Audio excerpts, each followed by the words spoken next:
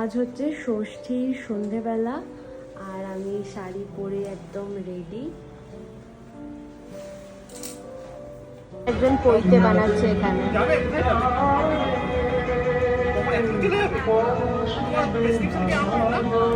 ভাই 8:30 বাজে, চলে এসছি সবাই ঠাকুর দেখতে।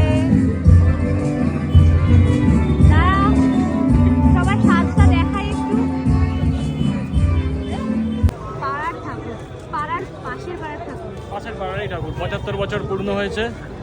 বিশাল পাঁশকুড়ার চপ খেলে আপনার বয়সটা হবে। এই যে রাস্তার ঘুগনি,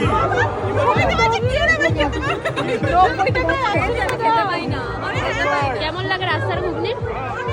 এর তুলনা হয় না। তুলনা হয় না। বাড়িতে যতই ভালো করো না কেন এর আলাদা। তোকে বলতে হবে কিন্তু।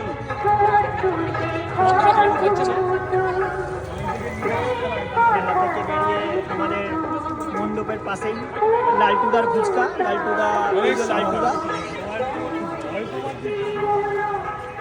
এই আমাদের মণ্ডপ।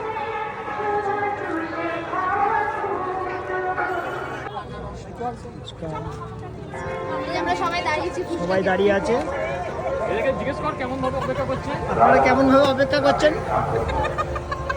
আচ্ছা, আপনারা কতক্ষণ ধরে অপেক্ষা করছেন? অনেকক্ষণ ধরে অপেক্ষা করছি, অনেকক্ষণ ধরে। অনেকক্ষণ ধরে অপেক্ষা করছেন। আসল জামা পরা কতজনের মধ্যে লাইনটা আসলো আপনাদের? জামা পরে ওই যে ফোন করছি। আর একজন তো অপেক্ষা করতে করতে ফোন নিয়ে ব্যস্ত হয়ে গেছে। এই কই দীর্ঘক্ষণ 1 ঘন্টা ধরে লাইনে দাঁড়িয়েছিল ফুচকা, লালটুদার ফুচকা খাবে বলে। তোমাকে কি দেখাই? এই যে পাত্রী চাই না, ষষ্ঠী মোটামুটি শেষ হয়ে গেল আর এখন রাত্রেবেলার খাওয়া দাওয়া করার পালা।